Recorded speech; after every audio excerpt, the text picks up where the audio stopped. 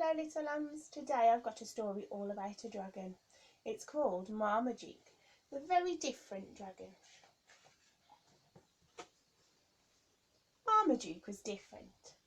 The other dragons were purple with shiny smooth scales, but Marmaduke had faded orange sticky out scales. The other dragons had tiny neat ears, but Marmaduke's ears, well, they were enormous. And while the other dragons loved to fly, Marmaduke didn't. His wings were different. They were unusual. And because he didn't want anyone to see them, he never flew. Marmaduke had always wanted to protect a princess, but he'd never had the chance. One day, he asked the other dragons for help.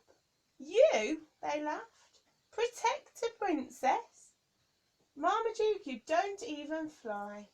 Princesses need dragons like us, not you."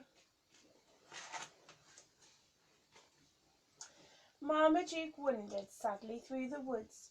Suddenly he spotted a tower with a beautiful princess leaning out of the highest window. "This is my chance," he thought. Trembling, he called, "Excuse me, I don't suppose I was wondering, could I be your dragon?" The princess looked down.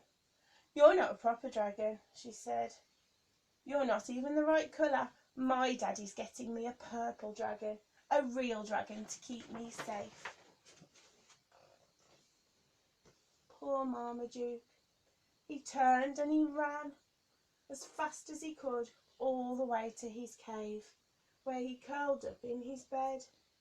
"I don't like being different," he sighed, as a tear rolled down his cheek.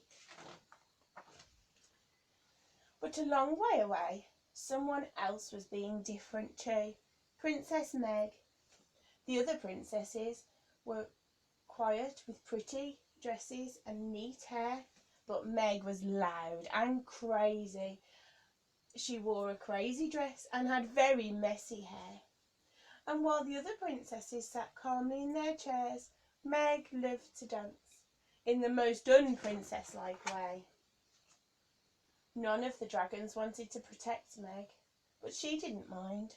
"Who'd want to steal me anyway?" she chuckled. "I don't need a dragon." And Meg was happy, especially today. Today she felt like dancing.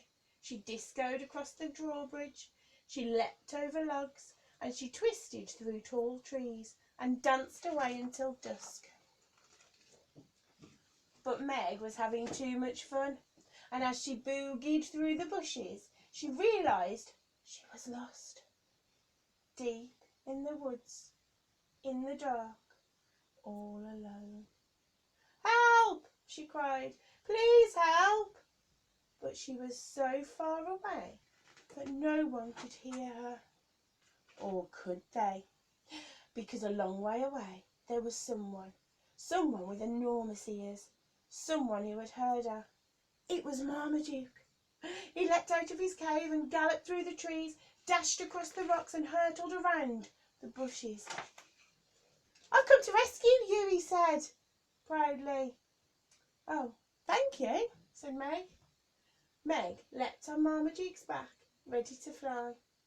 But Marmaduke started to run. "I think flying would be quicker," said Meg. I don't fly," said Marmaduke quietly. "My wings don't look like the other dragon's wings. They're different." "I'm sure they're fine," said Meg kindly. "Why don't you show me?" And so, very slowly, Marmaduke opened his wings. Wow, look at these. Look how they sparkle. Up they went, reaching the sky. The most amazing wings Meg had ever seen. "Those are different," gasped Meg, as they shimmered and sparkled. "Fantastically different. They're beautiful." Marmaduke smiled. "Really? Really?" shouted Meg. "Let's go." And up they soared. As they reached Meg's tower, Marmaduke took a deep breath. "I Don't suppose you need a dragon to protect you? He asked nervously. Meg shook her head. Not really. You see, I'm not like the other princesses. Marmaduke's face fell and turned away sadly. But then Meg smiled. I would like a friend though. A wonderfully different friend. A friend just like you. Marmaduke and Meg were different.